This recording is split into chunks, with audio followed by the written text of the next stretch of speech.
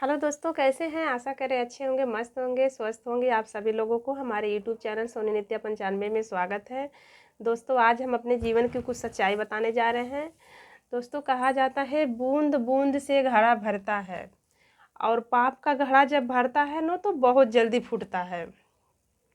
केवल सब्र रखना चाहिए। दोस्तों, हमने मेरी सास, ननद, मेरे पति संतोष और भोला, मेरे ससुर, सभी लोग मिल के मेरे पति की दूसरी शादी करा दिए थे, जिसका उस लड़की का नाम था रिंकू। वो बैतालपुर की रहने वाली, देवरिया जिला बैतालपुर की रहने वाली थी। दोस्तों, जब वो शादी की तो हमें पता चला, लेकिन हमने फ़िलहाल कुछ मतलब कार्रवाई नहीं की। अगर किए होते तो कोर्ट से बहुत कुछ सुनवाई हुआ होता, लेकिन हमने नहीं किया। हमने केवल ऊपर वाले पे छोड़ दिया। कहा जाता है भगवान भगवान के यहाँ देर होता है पर अंधेर नहीं होता है। एक ना एक दिन तो ऊपर वाले ज़रूर साथ देते हैं। दोस्तों, हमने बर्दाश्त किया, सहे। और पता चला 8-10 दिन आके लगभग मेरे ससुराल में, मेरे ही घर में, मेरे ही रूम में लेके रहते थे उस रिंकू को ये नहीं समझता, उसके माँ बाप को ये नहीं समझता कि मेरे माँ बाप 10 लाख की लागत लगा के उस घर में शादी किए हैं। मेरी कोई वैल्यू नहीं थी तो उन लोगों को क्या वैल्यू रहेगा उसका, उस रिंकू का। बताइए दोस्तों, उन लोगों ने कितना गलत किया है। अभी कोर्ट में मेरा फ़िलहाल मैटर चल ही रहा है, और हमने हाई कोर्ट से मतलब कार्रवाई करवा दिए हैं, और वहाँ से भी मतलब हो रहा है। इसी बीच में उन लोगों ने मेरे पति की दूसरी शादी करा दी है। इधर उधर भाग के रूम पे या तो उसके मायके के जाके रहते थे। दोस्तों, पिछले महीने में ये 26 तारीख, लगभग 26 तारीख 8वां महीना 2025 में उसका देहांत हो गया।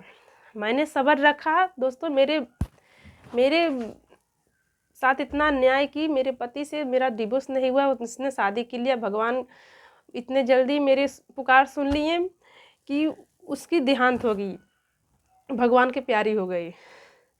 और इस समय इतने ही दिन में भी, महीना भी नहीं बीता है, इतने ही दिन में मेरे पति के सब लोग तीसरी शादी करने के लिए तैयारी कर रहे हैं। करें, हमें कोई वो नहीं है। बस फिलहाल हमने उस घर में जितना हमारे साथ अन्याय हुआ है दोस्तों, अब उस घर में हमें रहने की कोई वो नहीं है, ना ही उसके साथ। दोस्तों, किसी तरह से मेरा रोजी रोटी चल रहा, अपना छोटा मोटा काम करके अपना रोजी रोटी चला रहे हैं, अपने बच्ची के लेके काम करते हैं, रहते हैं। दोस्तों, हमारे साथ बहुत अन्याय हुआ है, बहुत अन्याय हुआ है। दोस्तों, मेरी ननद का नाम है संध्या। मेरी ननद की शादी ये सोनबरसा के पास डोमरी गांव में हुआ है। अपने ससुराल में नहीं जाती। 4 बच्चे की माँ है, यही अपने मायके में ही रहती है। दोस्तों, हमारे ऊपर बहुत अत्याचार, चारों लोग मिलके बहुत मार, लाठी लाठी मारते थे। 3-3 दिन तक मुझे खाना नहीं देते थे। ए से जेड तक खाना की सामग्री सब ताला के अंदर मेरी सास रख दी थी। दोस्तों, इतने मैंने कष्ट झेला है। गाँव के लोग मुझे रोटी दे दे लेके जिलाए हैं। गाँव के लोग हमारी बहुत मदद की है। गाँव के लोग की देन है कि आज हम जिंदा हैं। दोस्तों, 3-3 दिन तक उस घर में बिना खाए पिए किस तरह से हम अपना दिन काटे हैं हम ही जानते हैं। हमने बोला था बस मुझे रहने का ठिकाना दे दो, मैं भीख मांग के खाऊंगी लेकिन उसी घर में रहूंगी। दोस्तों, इन लोगों ने मुझे नहीं रहने दिया। आप सभी लोग से रिक्वेस्ट है, प्लीज़ आप लोग हमारे वीडियो को लाइक, कमेंट, शेयर, सब्सक्राइब करिए। मेरा पति तीसरा शादी करने के लिए तैयारी कर रहा है। दोस्तों,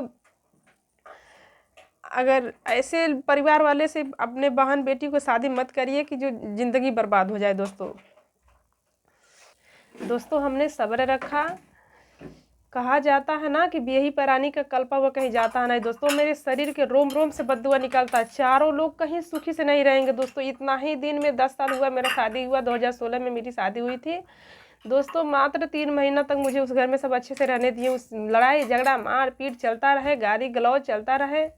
मेरी सास मेरे ऊपर बहुत अत्याचार की, बहुत अत्याचार की। चारों लोग मिल के बहुत अत्याचार इतना किए कि ऊपर वाले सब देख रहे हैं। दोस्तों, इतनी प्रॉपर्टी थी, लेकिन आज इस समय एक बित्ता भी ज़मीन नहीं बचा हुआ है मेरे ससुराल में।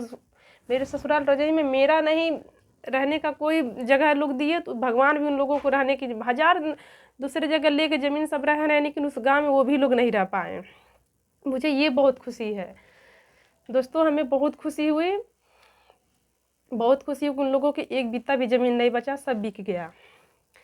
खाए पिए ऐश किए, ठीक है, लेकिन इस समय उन लोगों के पास जाके सब कहीं और ज़मीन लिए, लेकिन उस गांव में वो भी लोग नहीं रह पाए। मुझे बहुत खुशी की बात है। हमें कुछ मिला चाहे नहीं मिला, लेकिन हमें बहुत, मेरे कलेजे को बहुत ठंडक मिली कि उन लोगों की पूरा प्रॉपर्टी बिक गई। इस समय इधर उधर ज़मीन लिया है, वहाँ पे घर बनवा रहा है, वहाँ से अपनी तीसरी शादी करने के लिए तैयारी कर रहा है। दोस्तों इसमें हम अपने वीडियो में उसका फ़ोटो भी डालते हैं, वीडियो डालते हैं, हम लोग देखते रहिएगा। संतोष है।